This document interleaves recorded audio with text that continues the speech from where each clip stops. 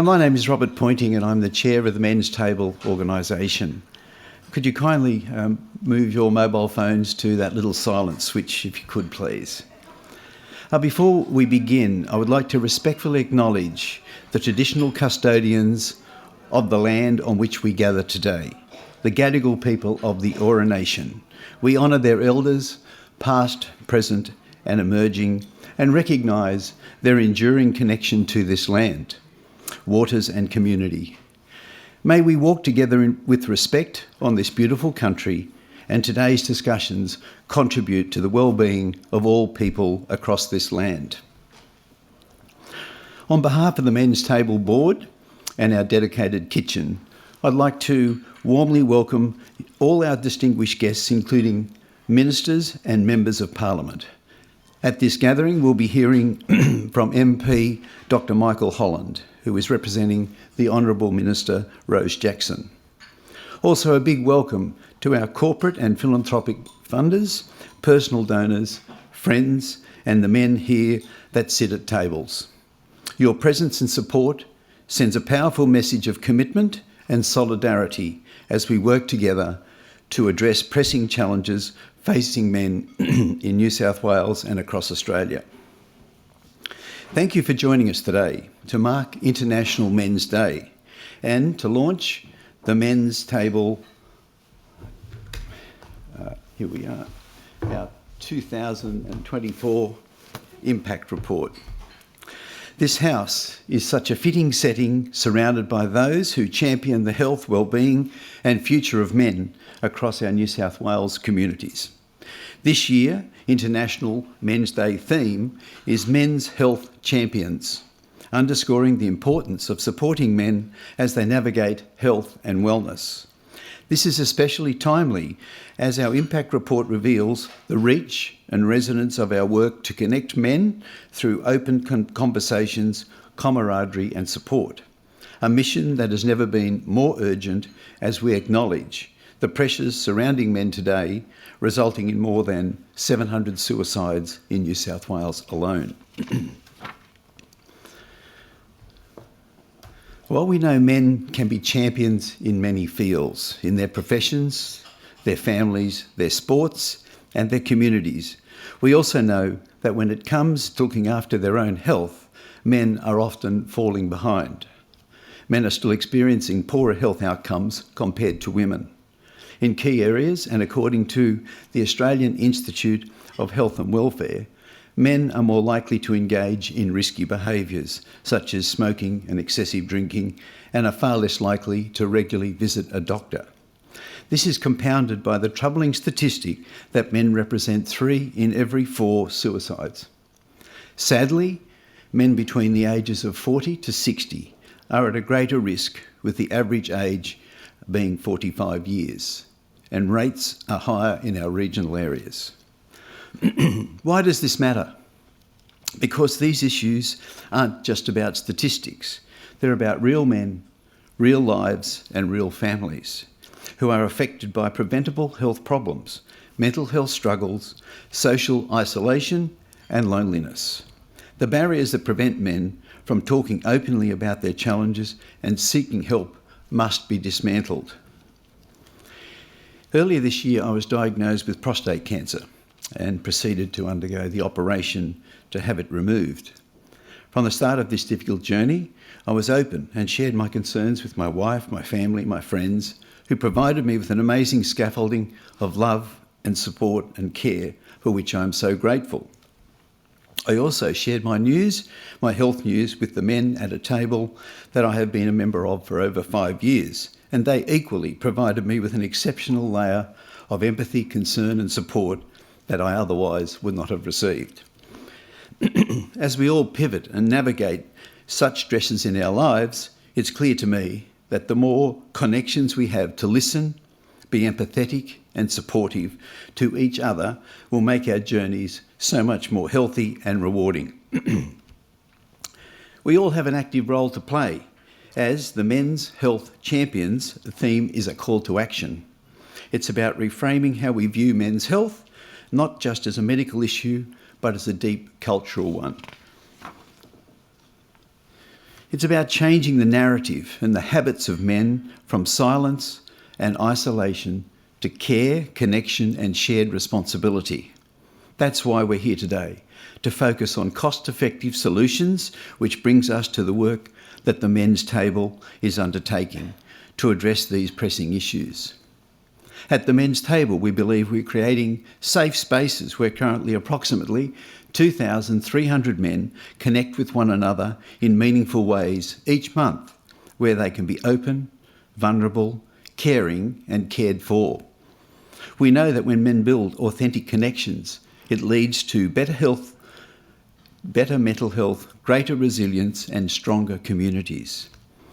The Men's Table offers a chance to gather in small peer-led groups to share their experiences and to be there for one another. These aren't just meetings, they're places for real conversations about health, about the highs and lows of life, about the things that often go unsaid, whether it's discussing mental health, dealing with past, present or future everyday family challenges, or simply seeking connection in a world that often encourages men to be isolated. Our tables are changing the way men relate to themselves and to each other.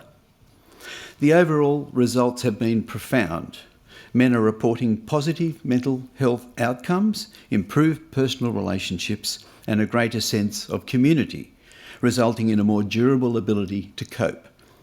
Through this work, we're also identifying stereotypes and what masculinity really is, and showing that men can be strong, not in spite of their vulnerability, but because of it.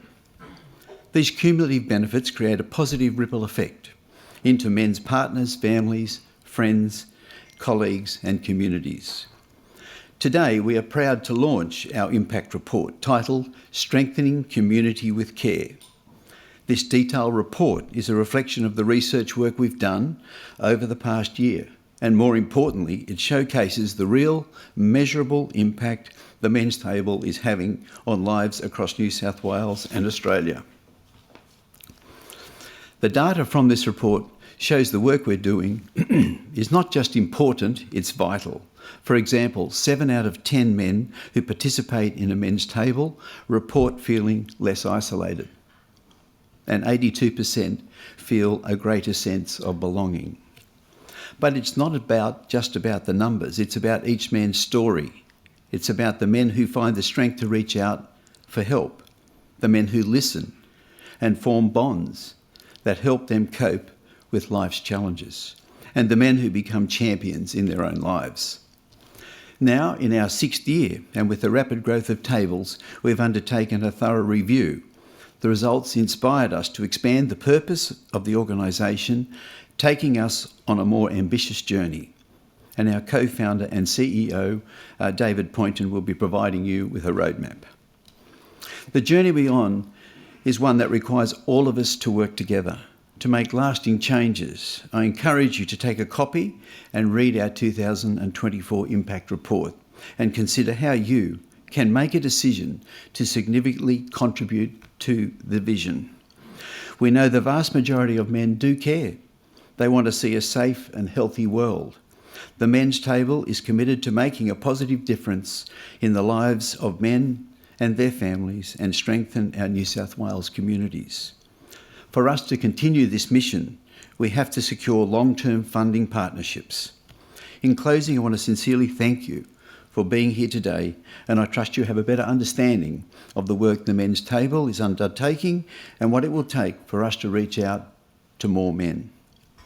It's my pleasure to introduce our next speaker, Dr. Michael Holland, Member for Bega, Parliamentary Secretary for Health and Regional Health, who is representing the Honourable Minister Rose Jackson.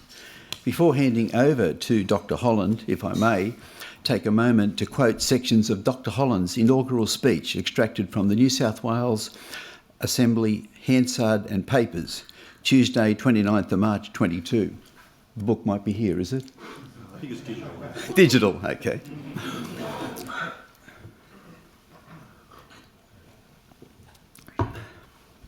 These passages give you an insight into Dr. Holland's personal lived experiences and his commitment to improving mental health services in his electorate and across this great state. Dr. Holland tells us in the first person, "I was the youngest of 3 children, born in post-war baby boom. My father was an ex-serviceman who served in New Guinea and who represented his country in rugby league. For my first 5 years, I lived above the historic and appropriately named 3 Swallows Hotel in Bankstown, where my parents managed the pub. Unfortunately, as a consequence of the traumatic experience of war, post-war male culture, I witnessed at a young age the effects of alcohol abuse and domestic violence on my family. This had a lasting effect on my family, and for a while I lost my way. I personally have felt the distress of depression and worse. The effect was worse on my late brother, of whom I am reminded each evening as I pass the homeless in Martin Place, so close to here. I am reminded of my visits to him in the Matthew Talbot Hostel, hence my personal and professional commitment to improve drug and alcohol and mental health services, particularly in our deficient rural communities. Our state needs to cure the disease of homelessness, which can affect any of us or our families. My daughters, Kate, Rosemary, Emily, Grace and Alice, the 5 daughters, are fine, strong women. They have shared the problems of anxiety and depression, which increasingly troubles their generation. They now serve their communities and country in their careers and families. I know they are proud of me, but I'm prouder of them and they are of me. I've already had a generational effect on the Bega electorate. Now, as the member for Bega, I hope to serve my electorate as a political representative as well as I have served it clinically. Dr. Holland, thank you for joining us and your commitment to advancing men's health and wellbeing initiatives. Please join me in welcoming Dr. Michael Holland.